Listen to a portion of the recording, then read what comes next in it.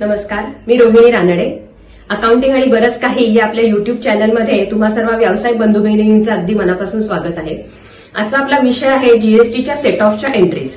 आपण जेव्हा periodic 3B file करतो त्यावेळेला आपण आउटपुट आणि इनपुटचा सेट ऑफ घेतो आणि जी काही पेएबल अमाऊंट असेल ती आपण भरून टाकतो. पण 3B भरायचं काम जसं आपल्या टॅक्स कन्सल्टंटचं आहे तसंच तो 3Bचा रिपोर्ट आल्यानंतर आपल्या बुक्स ऑफ अकाउंट्समध्ये त्या एंट्रीज इन्कॉर्पोरेट करून घेणं हाही आपल्या एक अकाउंटिंग डिपार्टमेंटचं एक काम आहे. तर त्या एंट्रीज कशा करून घ्यायच्या आणि त्याचे फायदे काय आहेत हे मी तुम्हाला सांगणार आहे. सगळ्यात पहिला महत्वाचा फायदा असा आहे, ज्या वेळेला आपण इनपुट आणि आउटपुट या एंट्रीज सेपरेटली जेव्हा जीएसटी पेएबल या एका अकाउंटला ट्रान्सफर करतो त्या पर्टिक्युलर पिरियडसाठी, त्यावेळेला आपल्याला 3B मधल्या एक्झॅक्ट अमाऊंट इनपुट किती घेतलेले आउटपुट किती घेतलेले ते समजू शकतं.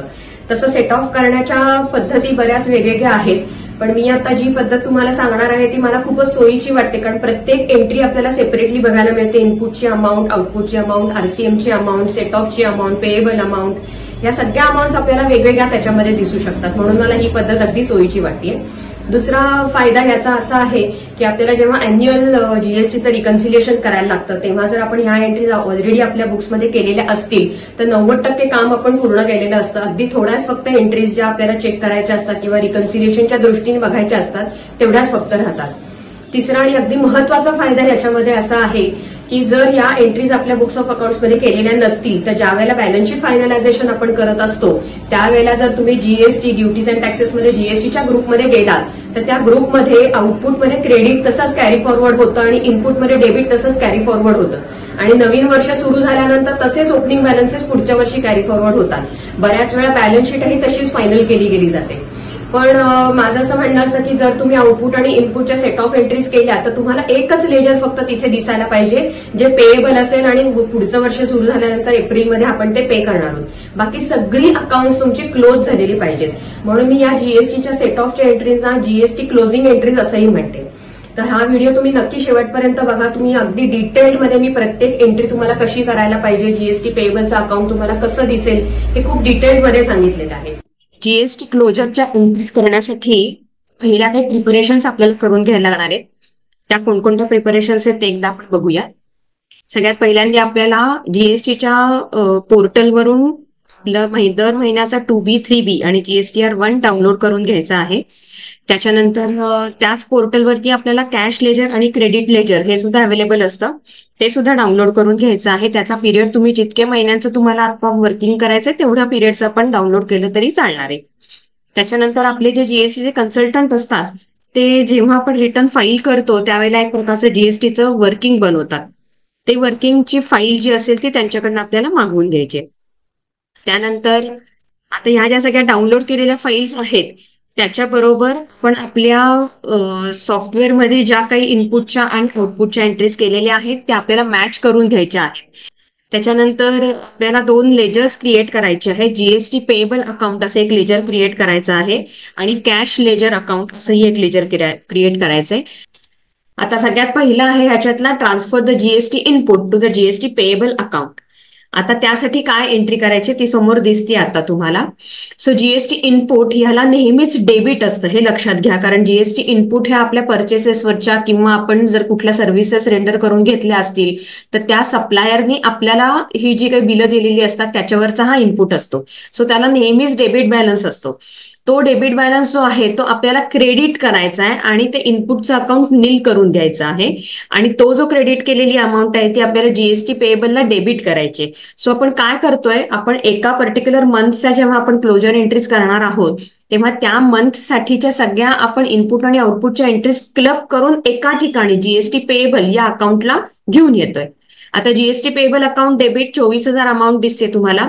आता खाली तुम्हाला न्यू रेफरन्स दिसतोय. मगाशी मी तुम्हाला म्हणलं तसं जीएसटी पेएबल अकाउंट हे बिल बाय बिल मेंटेन करायचंय. त्याच्यामुळे तुम्ही ज्या वेळेला जीएसटी पेएबलच्या अकाउंटमध्ये पुढे जाल तेव्हा तुम्हाला रेफरन्स विचारतील तर तुम्ही सीजीएसटीला 5,000, एसजीएसटीला 5,000 आणि आयजीएसटीला 14,000 असं त्या 24,000चं बायफर्केशन टाकायचंय. त्याचा उपयोग पुढे आपल्याला होणार आहे. तो कसा होणार आहे मी प्रत्येक स्टेपला तुम्हाला सांगत जाईन. आणि क्रेडिट देणार आहोत आपण सीजीएसटी इनपुट, एसजीएसटी इनपुट आणि आयजीएसटी इनपुट या लेजर्सना, जेणेकरून ती लेजर्स त्या त्या अमाऊंटनी क्रेडिट केल्यामुळे त्या महिन्याचा अकाउंट नील होणार आहे. नॅरेशन मध्ये काय लिहिलंय, being GST input for the month of, जो काही तुमचा महिना असेल, transfer to the payable account as per 3B. आता ही जी डेट असेल ती last day of the closing month असेल. तुम्ही क्वार्टरली रिटर्न्स फाईल करत असाल तर क्वार्टरचा शेवटचा दिवस असेल, मंथली असेल तर महिन्याचा शेवटचा दिवस असेल. हे झालं आपलं इनपुट ट्रान्सफर. त्यानंतर आता अकाउंट तुम्हाला कसं दिसेल जीएसटी पेएबलचं ते तुम्हाला दाखवते. जीएसटी पेएबलच्या डेबिटला सीजीएसटी इनपुट, एसजीएसटी इनपुट आणि आयजीएसटी इनपुट दिसत होता आणि बॅलन्स 24,000 तसाच कॅरी फॉरवर्ड झालेला आहे. आता पुढची स्टेप आपली आहे transfer GST output to GST payable account. Same तसंच आता आपण जशी एंट्री केली तसंच लास्ट डे ऑफ द मंथला आपल्याला एंट्री करायची आहे. जीएसटी आउटपुट हे नेहमी क्रेडिटला असतं, त्याच्यामुळे त्याला डेबिट देऊन ते अकाउंट नील करायचंय आणि ती अमाऊंट जीएसटी पेएबलला क्रेडिट करायची. इथे तुम्हाला समोर दिसतंय त्याप्रमाणे amount CGST output debit, SGST output debit, IGST output debit, amounts आहेत 22,000, 22,000 आणि 19,000 आणि जीएसटी पेएबलला क्रेडिट दिलेले आहे. नॅरेशन मध्ये GST output for the month transfer to payable account as per 3B. आता जीएसटी पेएबलचं अकाउंट तुम्हाला कसं दिसणार आहे, मगाशी इनपुट आपण डेबिट केलेलं होतं अकाउंटला, आता आपण आउटपुट क्रेडिट करतोय. आउटपुटची अमाऊंट जास्ती दिसतीये तुम्हाला 22,000, 22,000 आणि 9,000 म्हणजे 53,000 आहे ती. त्यातनं आपण इनपुट डेबिट करतोय, सो इनपुट वजा केल्यानंतर क्लोजिंग बॅलन्स राहणार आहे 29,000. तिसरी स्टेप आहे आरसीएम लायबिलिटी. आरसीएमच्या 3 स्टेपमध्ये आपल्याला बुक करायचे असतात एंट्रीज. हा खूप महत्वाचा पार्ट आहे, हा नीट लक्षपूर्वक बघा.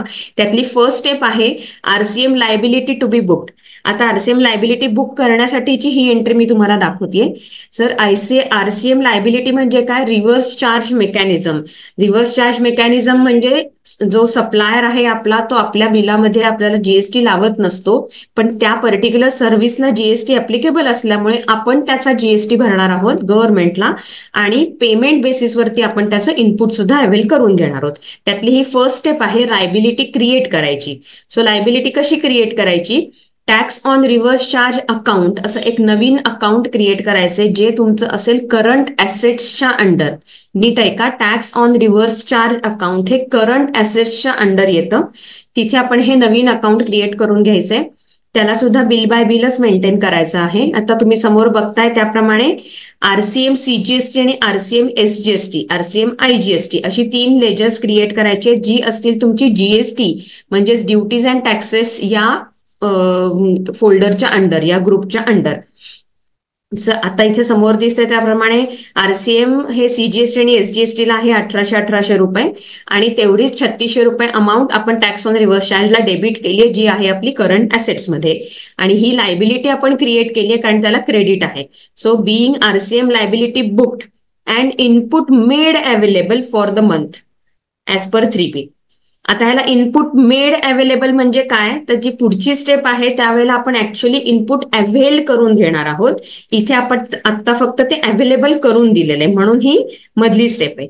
आता या स्टेपमध्ये जीएसटी पेएबलचं अकाउंट कुठेच रिफ्लेक्ट न झाल्यामुळे ते तसंच पुढे कॅरी फॉरवर्ड होणार आहे.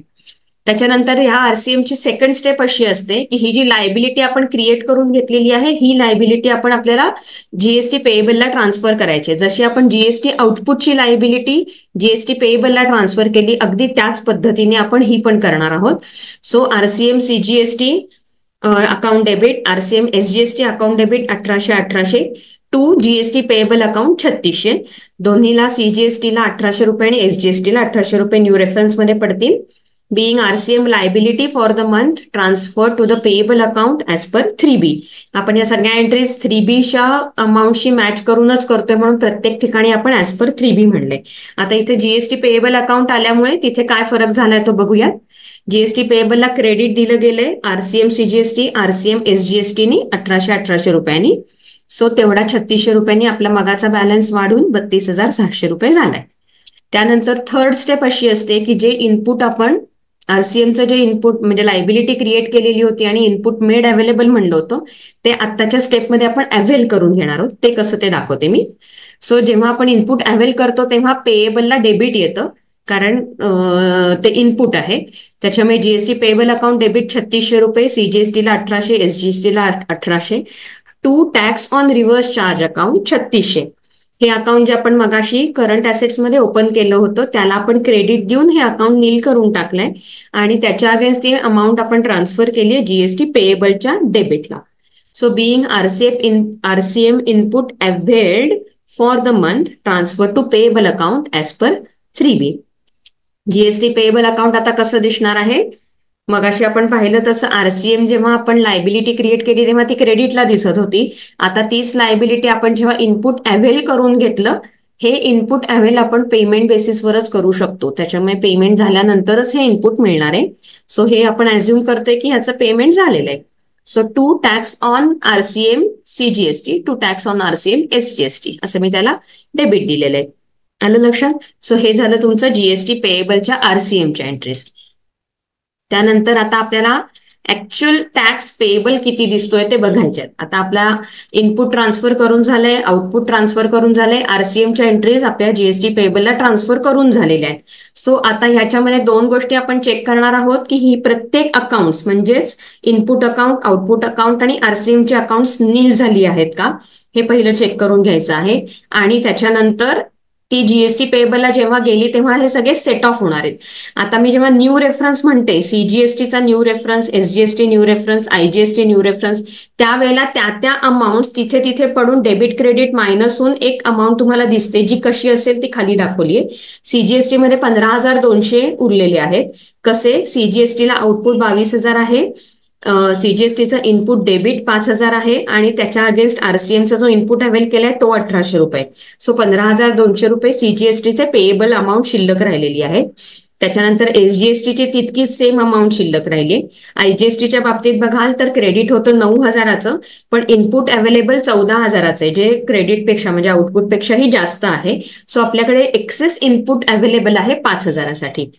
त्यात आरसीएम सीजीएसटी आणि आरसीएम एसजीएसटी आपण सेपरेटली दाखवतोय 1,800 रुपये, कारण ह्या 1,800च्या अमाऊंट आपल्याला वेगळ्या अमाऊंट पे करायला लागतात म्हणून आपण ही लायबिलिटी सेपरेटली दाखवतोय. तिथे आरसीएम सीजीएसटी आणि आरसीएम एसजीएसटी हवंय, चुकून दोन्हीकडे सीजीएसटी पडले. सो ह्या अमाऊंट आपल्याला वेगळ्या पे करायच्या. त्याच्यानंतर मग आता आपल्याला ऍडजस्टमेंट एंट्रीज करायच्या. ऍडजस्टमेंट एंट्री कशी करता येते? तर हे जे आयजीएसटीचं 5,000चं इनपुट जे एक्सेस अवेलेबल आहे ना आपल्याला, हे आपण प्रेफरन्सनुसार पहिल्यांदा आयजीएसटीचं इनपुट हे आयजीएसटीलाच वापरता येतं. जर ते आयजीएसटीचं वापरून एक्सेस शिल्लक असेल तर प्रेफरन्समध्ये दुसरा नंबर येतो सीजीएसटीचा. सो इथे आपल्याला जर बघितलं आपण तर 15,200 लायबिलिटी दिसते सीजीएसटीची आणि आयजीएसटी मध्ये एक्सेस इनपुट अवेलेबल 5,000 रुपये आहे. सो आपण एक ऍडजस्टमेंट एंट्री अशी करून घ्यायची आहे की जे आयजीएसटीचं इनपुट सीजीएसटीच्या लायबिलिटीच्या अगेन्स्ट आपण ऍडजस्ट करतोय. ती एंट्री कशी करायची ते मी पुढे दाखवते. या एंट्रीज आपल्याला 3B मध्ये दिसतात. Adjustment entries for input credit availed as per 3B. आता ही ऍडजस्टमेंट एंट्री मी मागाशी सांगितलं ती कशी दिसणार आहे ते दाखवते तुम्हाला. So GST payable account to GST payable account अशी एंट्री आहे, फक्त रेफरन्स बदललाय. नीट बघितलं तर GST payable account debit 5,000, new reference आहे सीजीएसटी. याचाच अर्थ आपण सीजीएसटीचं इनपुट वाढवतोय कारण ते डेबिट आहे. टू जीएसटी पेएबल अकाउंट हे क्रेडिटला जे आलंय त्याला आपण न्यू रेफरन्स आयजीएसटीचा दिलेला आहे. जे आयजीएसटीचं 5,000 रुपयाचं एक्सेस डेबिट शिल्लक होतं त्याला आपण क्रेडिट देऊन नील केलं आणि ते डेबिट आपण सीजीएसटीला ट्रान्सफर केलं.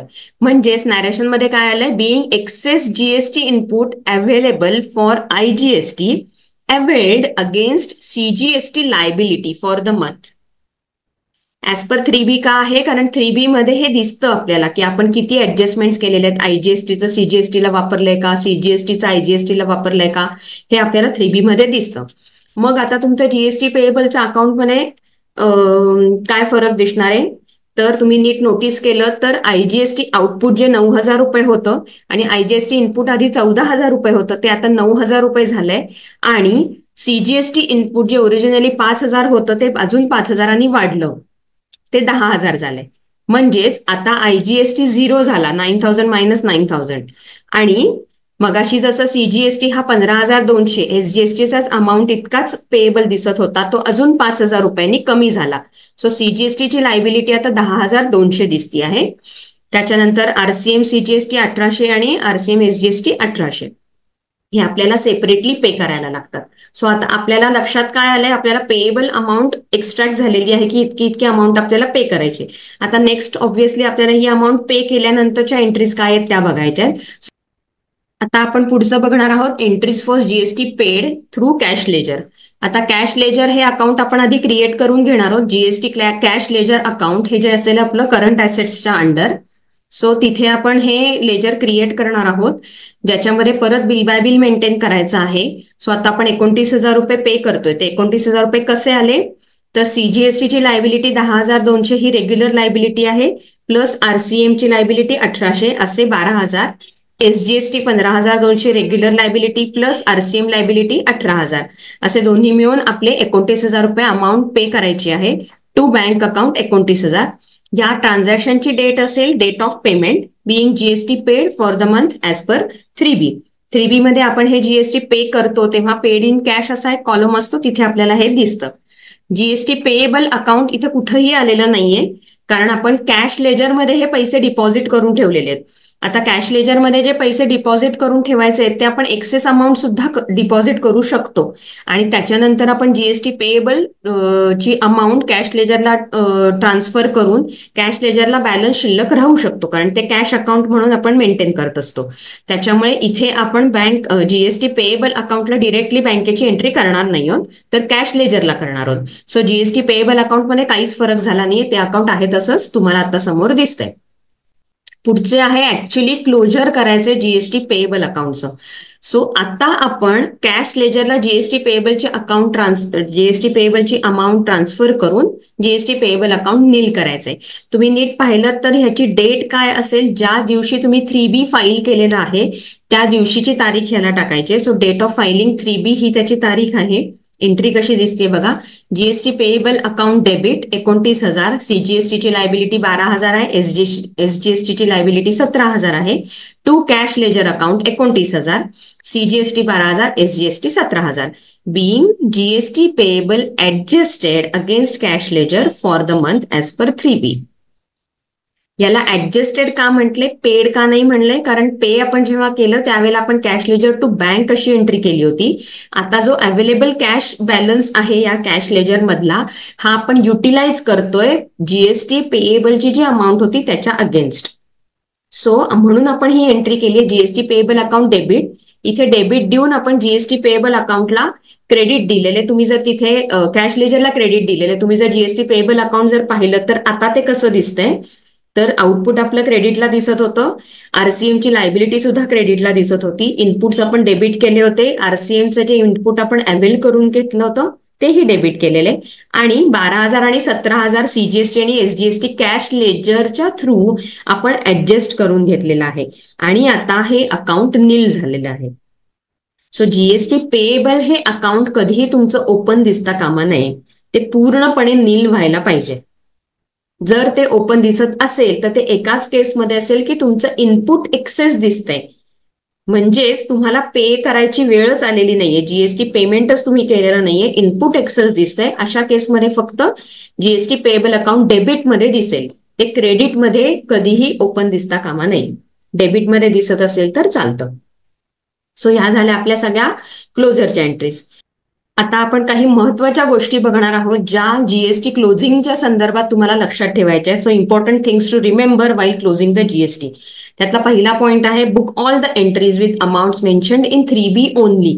हे मी का असं लिहितेय, कारण 3B मध्ये ज्या अमाऊंट्स आपण दाखवलेल्या असतात त्याच अमाऊंट जर आपण जीएसटी पेएबलला क्लब केल्या सगळ्या तर आपलं 3B आणि जीएसटी पेएबल अकाउंट मॅच होईल. आता जर असं झालं की हे 3B मधल्या अमाऊंट्स आणि आपल्या सॉफ्टवेअर मधल्या अमाऊंट्स मॅच होत नाहीयेत तर काय होईल, आता ही जी समोर तुम्हाला अकाउंट्स दिसत आहेत ह्या सगळ्या अकाउंट्समध्ये काही ना काहीतरी डिफरन्स पडेल. जर तुमच्या 3Bचं इनपुट 3Bचं आउटपुट हे तुमच्या सॉफ्टवेअरच्या इनपुट आणि आउटपुटशी मॅच होत नसेल तर डिफरन्स पडेल. कोणती कोणती अकाउंट्स आहेत ही, CGST input, SGST input, CGST output, SGST output, tax on reverse charge account, आरसीएमची तिन्ही लेजर सीजीएसटी, एसजीएसटी आणि आयजीएसटी आणि जीएसटी पेएबल अकाउंट. आता ही जी अकाउंट्स आहेत ह्याच्यामध्ये डिफरन्स कधी पडेल, इनपुटला कधी फरक पडेल, जेव्हा 2B ची अमाऊंट ही तुमच्या इनपुट सॉफ्टवेअरच्या इनपुटशी मॅच होत नसेल तर हा डिफरन्स पडणार आहे. किंवा आउटपुट जो काही तुम्ही सेल बिल्स इनव्हॉइसेस केलेले आहे त्याच्यामध्ये जो आउटपुट दाखवताय तो GSTR1च्या आउटपुटशी मॅच होत नाहीये. पण 3B मध्ये आता आपण इतकाच दाखवलाय, तो जितका आपण 3B मध्ये डिक्लेअर केला तेवढा आता आपण ट्रान्सफर करून जीएसटी पेएबलचं अकाउंट नील करून घ्यायचंय. जो काही डिफरन्स उरेल इनपुट आउटपुट या सगळ्या लेजर्समध्ये तो आपल्याला रिकन्साईल करून घ्यायचा आहे. तो रिकन्साईल करायचा म्हणजे काय करायचंय, ही जी उरलेली बॅलन्सेस अमाऊंट आहेत त्या इनपुटची संदर्भात असतील तर सप्लायरची बिलं चेक करायची आहेत, आउटपुटची संदर्भात असतील तर त्याची कारणं शोधायची आहेत, रिव्हर्स चार्जची संदर्भात असतील तर काही इनएलिजिबल RCM आहे का ते चेक करायचंय. आता चौथा एक महत्वाचा मुद्दा, रिव्हर्स चार्ज मेकॅनिझम मध्ये अशा वेळेला कधी कधी असं होतं की जो RCM आपण पे केलेला आहे, जी लायबिलिटी आपण क्रिएट केलेली आहे ती सगळीच्या सगळी लायबिलिटी जरी आपण पे केली तरी सुद्धा आपण त्याचा इनपुट घेऊ शकत नाही, ज्याला इनएलिजिबल इनपुट किंवा इनएलिजिबल RCM इनपुट असं म्हणतात. सो हा जो इनपुट आहे हा आपण क्लेम करू शकत नाही. त्यामुळे काय होतं, टॅक्स ऑन रिव्हर्स चार्ज या अकाउंटला बॅलन्स शिल्लक राहतो. कारण जर आपण मगाच्या उदाहरणात पाहिलं की 1800 रुपये आपला RCM ची लायबिलिटी होती आणि तेवढा आपण पूर्ण इनपुट अवेल करून घेतला होता, पण समजा त्यातले 200 रुपये तुम्हाला इनएलिजिबल RCM इनपुट म्हणून ट्रीट केलेले असतील तर फक्त 1600 रुपये तुम्ही इनपुट म्हणून घेऊ शकता. मग 200 रुपये बॅलन्स राहतो tax on reverse charge account या अकाउंटला. मग तो कसा रिव्हर्स करायचा, तर हा आपला खर्च आहे, हा आपला एक्सपेंडिचर आहे. सो आपल्याला इनएलिजिबल RCM अकाउंट नावाचा एक नवीन अकाउंट क्रिएट करायचा आहे ज्याचा ग्रुप असेल इनडायरेक्ट एक्सपेन्सेस. त्या अकाउंटला हे 200 रुपये आपण टाकणार आहोत to tax on reverse charge account. Credit केल्यामुळे tax on reverse charge account हे नील होणार आहे आणि हा जो खर्च आपण स्वतःच्या पॉकेट्समधनं दिलेला आहे तो आपला एक्सपेंडिचर असल्यामुळे आपण तो P&Lच्या डेबिटला घेणार आहोत. पाचवा पॉइंट आहे आपला, match the closing balances of cash ledger and credit ledger with books after closing the GST accounts. जेव्हा आपण जीएसटीच्या सगळ्या क्लोजिंगच्या एंट्रीज पूर्ण करून घेणार आहोत आणि GST payable account finally close करणार आहोत त्याच्यानंतर आपल्याला कॅश लेजरमध्ये जो बॅलन्स शिल्लक असेल तो आणि आपल्या बुक्स मधलं जीएसटी कॅश लेजर अकाउंट हे चेक करून घ्यायचे. आता हे कॅश लेजर जे आपण मागाशी जीएसटीच्या पोर्टलवरनं डाउनलोड केलं होतं ते कॅश लेजर आहे आणि क्रेडिट लेजर. आता कॅश लेजरचा बॅलन्स आपल्याला मॅच करून घ्यायचा आहे, तो सुद्धा CGSTचा वेगळा, SGSTचा वेगळा आणि IGSTचा वेगळा असे 3 वेगवेगळे बॅलन्सेस चेक करून घ्यायचे. त्या सुद्धा CGST बरोबरच फीज, इंटरेस्ट, अदर्स असे पण कॉलम्स असतात, त्याप्रमाणे तुम्ही तो बॅलन्स मेंटेन केलाय का तेही पाहायचंय. त्याच्यानंतर क्रेडिट लेजरचा बॅलन्स मॅच करायचा आहे म्हणजे काय करायचंय, तर क्रेडिट लेजर म्हणजेच इनपुट लेजर, जे इनपुट अवेल नाही केलेले ते इनपुट लेजरचे बॅलन्सेस क्रेडिट लेजरमध्ये दिसतात. सो जर आपल्याला जीएसटी पेएबल मध्ये एक्सेस इनपुट असेल, डेबिट बॅलन्स जास्त असेल तर तो त्या अकाउंटचा बॅलन्स डेबिटमध्ये पडेल आणि तो बॅलन्स आणि क्रेडिट लेजरचा बॅलन्स मॅच करून घ्यायचा आहे. पुढचा पॉइंट आहे, follow up with your supplier for any unavailed GST input. Unavailed GST input म्हणजे काय, तर जेव्हा आपण जीएसटी इनपुट 2B मध्ये जितकं दिसतंय आणि आपल्या बुक्स ऑफ अकाउंट्स मध्ये जेवढं दिसतंय त्याच्यात जर काही डिफरन्स असेल तर तो डिफरन्स आपल्याला आपल्या सप्लायरकडनं रिकन्साईल करून घ्यायला लागतो. जोपर्यंत तो त्याचं रिटर्न फाईल करत नाही तोपर्यंत आपण त्याचा इनपुट घेऊ शकत नाही, अवेल करून घेऊ शकत नाही. सो फॉलोअप ठेवा सप्लायरकडे, त्यांनी त्याचे रिटर्न्स लवकरात लवकर फाईल केले पाहिजे. पुढचा पॉइंट आहे 7वा, pay the supplier bill before 180 days to avail the GST input. आता सप्लायरने आपल्याला बिल दिलेलं आहे, त्यांनी त्याचं रिटर्नही फाईल केले, आपल्याला ते 2Bतही दिसतंय, या सगळ्या कंडिशन्स फुलफिल झाल्यानंतर आपल्याकडे काय उरतं तर त्या सप्लायरचं बिल आपल्याला 180 दिवसाच्या आत पे करायचं आहे. ते 180 दिवसाच्या आत पे करायचं म्हणजे 6 महिन्यांच्या आत. का आपल्याला ते पे करायचं आहे, कारण आपण त्याचं जीएसटी इनपुट ऑलरेडी अवेल करून घेतलेलं आहे 3Bच्या रिटर्नमध्ये आणि आपण सप्लायरला पेमेंटच केलेलं नाहीये असं चालत नाही. आणि जर आपण ते करू शकलो नाही तर 180 दिवसाच्या नंतर ते रिव्हर्स करायला लागतं आणि प्लस त्याच्यावरती आपल्याला इंटरेस्ट सुद्धा भरायला लागतो. सो आपलं सप्लायरचं बिल हे 180 दिवसाच्या आत आपण पे केलंय ना हे बघायला हवंय. शेवटचा पॉइंट आहे, एक अगदी महत्वाचं लक्षात असं ठेवायचं आहे की GST portal does not allow to revise any returns, hence all the rectifications will have to be made in the subsequent returns. GST पोर्टलवरती आपण रिटर्न रिवाइज करू शकत नाही. सो तुम्ही ह्या ज्या काही डिफरन्सेस आहेत जे तुम्ही लिहून ठेवलेले आहेत, जे त्याच्या करेक्शन्स तुम्ही करून घेणार आहात, रेक्टिफिकेशन्स करून घेणार आहात, त्या सेपरेटली लिहून ठेवायच्यात आणि आपल्या सबसिक्वेंट रिटर्नमध्ये ह्या सगळ्या रेक्टिफिकेशन्स आपल्या इन्क्लूड करून घ्यायच्यात आणि त्या केल्या आहेत का नाही ते देखील पाहायचे पुढच्या रिटर्नमध्ये. आतापर्यंत आपण पाहिलं की जीएसटीच्या एंट्रीज आपल्याला कशा क्लोज करून घ्यायच्यात, महिना संपल्यानंतर 3B फाईल झाल्यानंतर आपण कशा कशा एंट्रीज क्लोज करून घ्यायच्यात ते तुम्हाला दाखवले. या संदर्भात तुम्हाला आणखीन काही क्वेरीज असतील तर मला नक्की कमेंटमध्ये सांगा, मी तुम्हाला त्यांची उत्तरं देण्याचा नक्की प्रयत्न करेन. धन्यवाद.